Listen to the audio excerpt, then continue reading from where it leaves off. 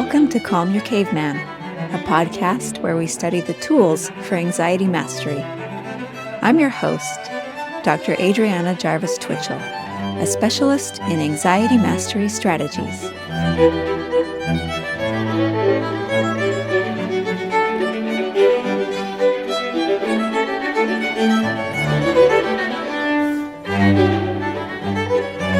Hi, everybody. Welcome to the podcast again today. Glad to have you with me. We're going to talk some more, as we've been doing all along, about secrets to helping your unconscious emotion generation processes to switch, to change. If you're a person who has a tendency toward anxiety, then that probably means that your brain has a default mode where it tends to create perspectives and stories about your situations that frame it in terms of, I can't handle this. These demands are too much for my resources. And we talked last week briefly about the iceberg image, about how our emotions are generated through processes that are largely under the water or largely unconscious and largely not directly controlled by our conscious brain. But that if we want to learn to rewire our anxious brains toward a different default that is more connective, that is more toward challenge rather than threat, then we have to learn to understand how to work with that unconscious brain. We compared it to having a pet and not directly controlling your dog, but that you can learn how your dog operates. And in understanding our unconscious brains, then we can use our conscious brains to indirectly influence in this way, to train our unconscious brains toward a different default. And we talked last week about a really kind of non-intuitive strategy of learning your family stories and how this helps your unconscious appraisals, your unconscious brain, to have a less anxious outlook on life. Well, we're going to talk about another strategy today, which is maybe equally surprising. But all of these strategies that I bring up in this podcast are based on scientific studies. They are research-based. These are not just things that have worked for me, but they work for people.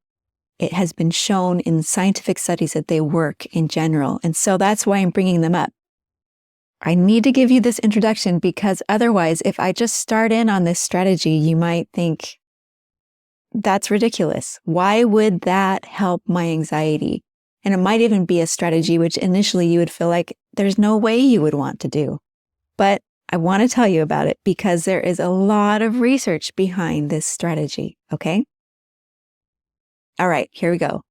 It is the strategy of speaking to strangers or speaking to people that you have weak ties with. So we might consider weak ties as people that you know, that you see often, maybe in your commute, maybe at work, maybe at the grocery store, but that you don't really know. You just are familiar with their face because you see them a lot. So studies actually show that people that make an effort to interact with strangers or people that they have weak ties with, and when I say interact, I mean speaking with, or maybe even just making eye contact with, or smiling at, some kind of interaction. That people that do this, they end up having a greater sense of well-being, more happiness. They feel less lonely. They feel more belonging. They feel more inclusion. Now, before you say, hey, that's not for me, I'm an introvert, these studies show that it doesn't matter if you're an introvert or an extrovert. It helps everybody. And they also show for you introverts out there that don't like to do this, and I include myself, I am an introvert. I don't like to do this naturally. These studies show that the more you do it, the easier it gets. That a lot of our reluctance to interact with strangers is based on different fears and predictions that we have about how this interaction will go, how uncomfortable it will be, how willing the person will be to engage with us. And the studies show that usually we overestimate how badly it will go. It usually goes much better than we think. And so the more we do it, the more this teaches our brains that this is a pleasant thing. This is a good thing. But the most important part of it is that it has this robust relationship to making people feel happier and more well-being, basically making them feel like they belong in the world and the world is a safe place to connect in. So let me just tell a little story about an introvert friend of mine. She's someone who during COVID was actually really happy to be in lockdown. She didn't want to have to go out and talk to people. She was happy to just be at home with her family and not have to go out and interact with strangers. But this particular friend, after COVID was over, she ended up in a job where she needed to be in a work environment, an office work environment. It was actually a laboratory every day.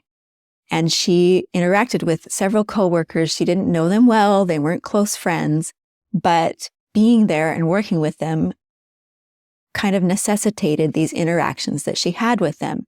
And she commented to me that she noticed that she felt better. It made her feel better to just have to go to work and interact with some people, even though they weren't close friends and these weren't deep interactions.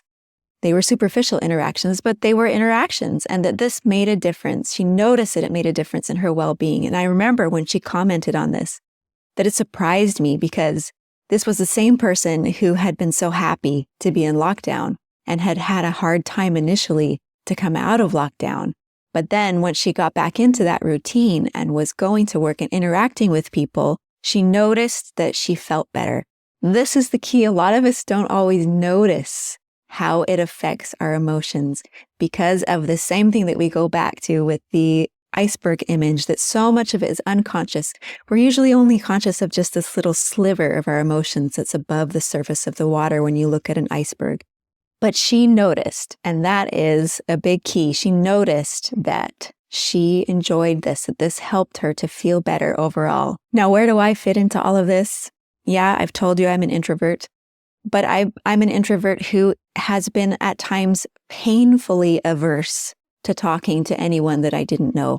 When I was in high school, I walked to school a lot of the time. It was about a 30-minute walk, and my walk took me through a college campus. And so it was an area where I was going to run into a lot of people. And I remember having this internal goal to not make eye contact with or speak with a single person on my walk.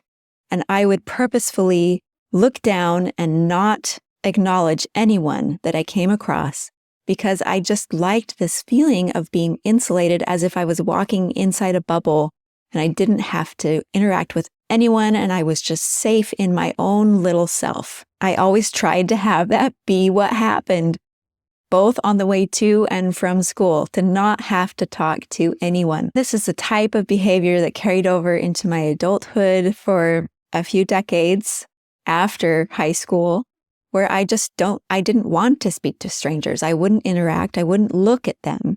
And I think maybe part of this stemmed from training that I got in elementary school from well-meaning teachers and leaders who were trying to teach kids to not interact with strangers, that we shouldn't talk to strangers, that we shouldn't accept gifts from strangers, that strangers can be dangerous, they can be trying to kidnap you. And so I think there was a part of my anxious brain that felt like strangers are dangerous, the world is dangerous, it's better not to interact. And so I just cut myself off from interactions with strangers altogether as much as was possible.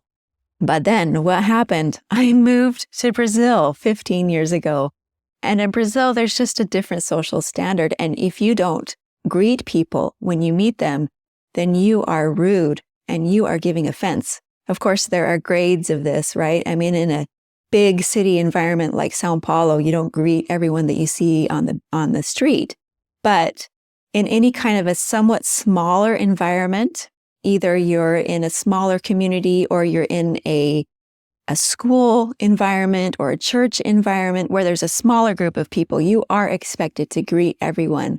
And a lot of times you are expected to not only say hello to them, not only shake their hand, but if you're a woman, you're expected to give them a kiss on the cheek. And let me tell you, this was a hard one for me. I did not like having to do this, but I had to do it because I was going to give offense to people if I didn't. And so over time, I had to learn to interact with people that I didn't know well and say hello to them and even kiss them on the cheek.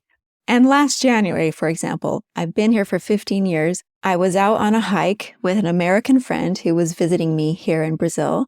And I just noticed as we were hiking along, every single person that we would pass on the trail, and there were quite a few because it was summertime, there were a lot of tourists, I would just say hello. I would say good morning or good afternoon, and I would sometimes say, how are you? Or sometimes some other comment like, you're almost there. And I was interacting with all of these people on the trail. And I noticed that my friend never did, never said hello. And then it occurred to me, wow, that's the way I used to be. It's kind of a more American way. I mean, I hate to make generalizations because there are part of the United States where people tend to be more friendly with strangers. For example, when I lived in Texas for a little while, complete strangers would more often just strike up a conversation. But anyway, there are large parts of the US where you just don't really interact with strangers. And I realized that this friend of mine had that culture and didn't have the culture that I had acquired from living in Brazil. And I started to compare, wow, the me now with the me in high school that just kept my head down and didn't even want to look at anyone. And I realized that I had become comfortable with speaking to complete strangers on a hiking trail and enjoyed interacting with people and enjoyed getting to exchange a few words and some encouragement. It was fun for me. And I started to compare, to notice. Noticing is always the key, right? You've got to do these strategies and then you've got to notice your effect on your emotions. But I started to notice that I felt a lot better in the world. I felt a lot more comfortable in interactions with strangers, in situations where I would be in places where people were that I don't know. I felt a lot less anxiety and threat than I used to feel. And I really credit it partly to this habit that Brazilians made me acquire of being able to speak to strangers and greet them. I go out on the beach almost every morning and walk. I like to go out at sunrise, but there are always certain people that are out there. Over time, I've found that there's a handful of people that always go out there at this time of day.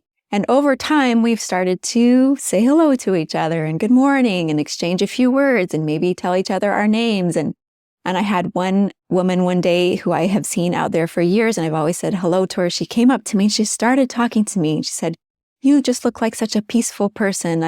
I'd like to understand what makes you so peaceful." And it was such a nice conversation opener. And I started to talk to her. And then I ended up getting to know other friends that she has met in the same way, just by going up to them on the beach and talking to them. And so now we have this group of beach buddies that we just talk in the morning. We often are out there at the same time. We don't really know that much about each other. We don't interact with each other much off the beach, but we are friends on the beach. And I noticed one day coming home from interacting with 4 of these ladies that I would talk with on the beach, and sometimes we would jump in the ocean together.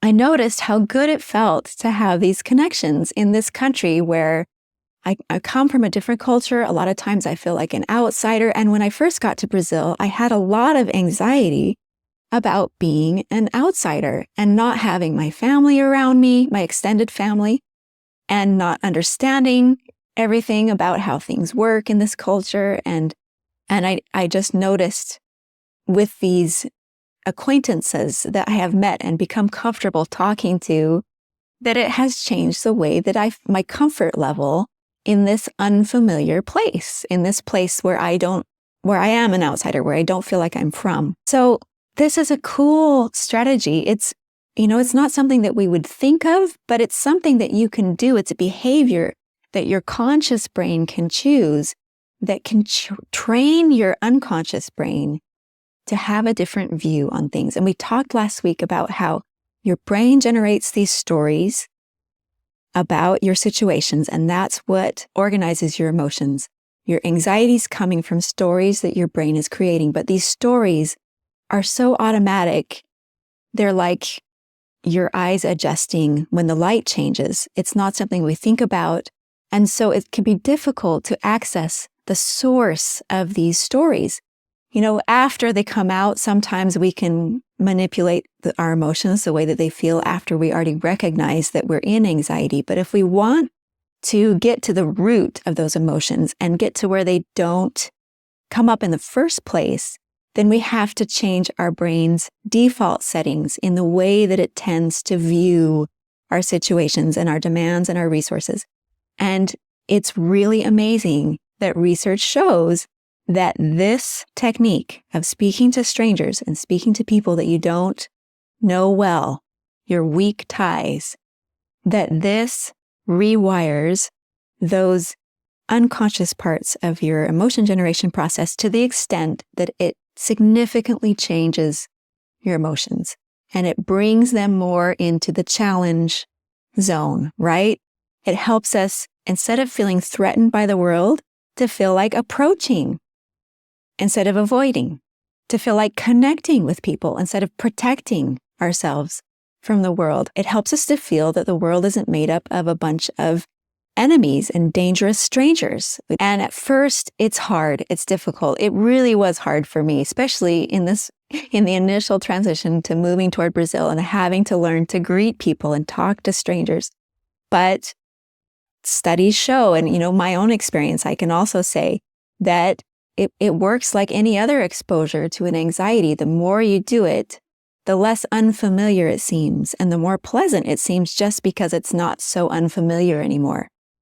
It gets easier the more you do it. So it's a good thing to start small with. If you can't just go out and say, okay, now I'm going to talk to every stranger, because it might overwhelm you with anxious feelings. But studies also show that it helps to make it like a game and try and decide, how many strangers am I going to talk to? How am I going to interact with these strangers today? And give yourself points for different types of interactions. Have a certain goal for the number of people that you're going to try and say hi to this week. Maybe it's only 3.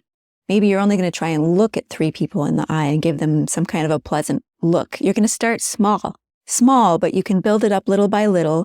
Make a game out of it. Give yourself points for different things.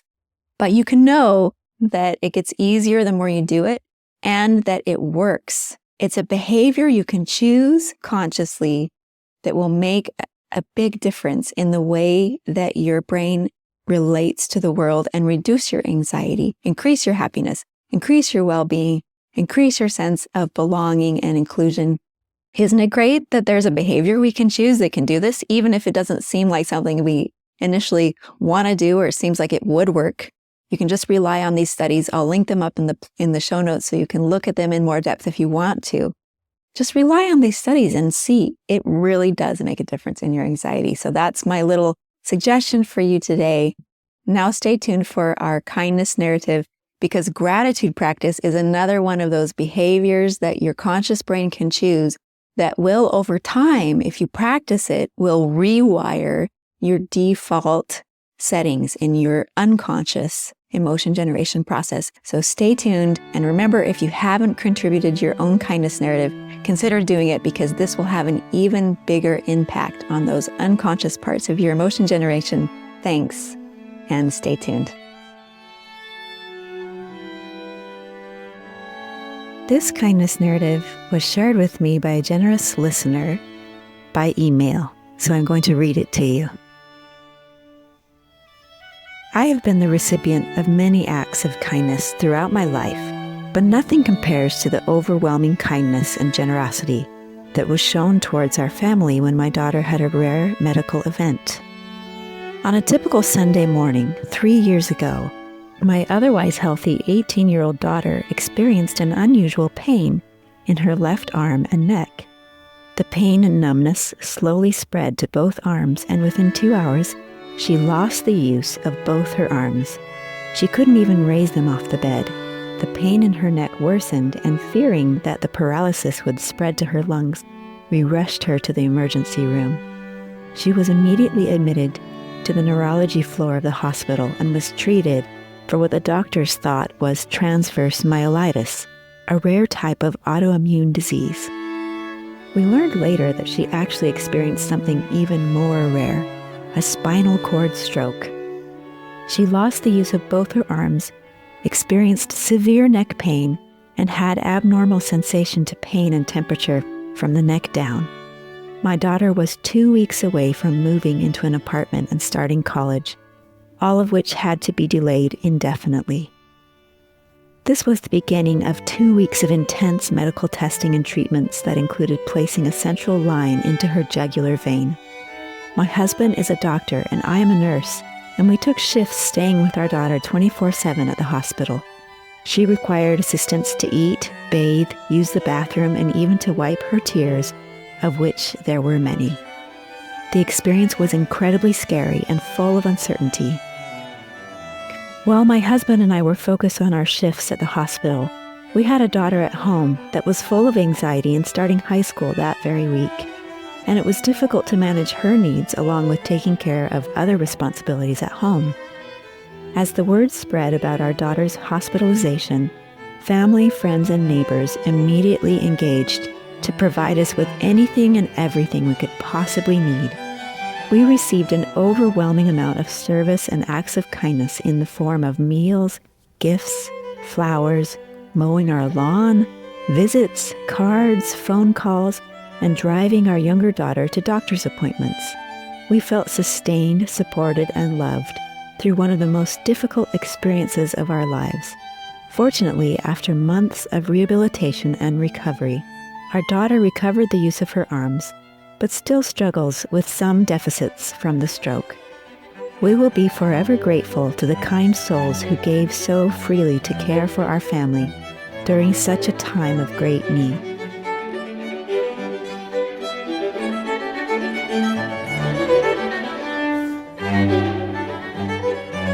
Thanks for joining me today.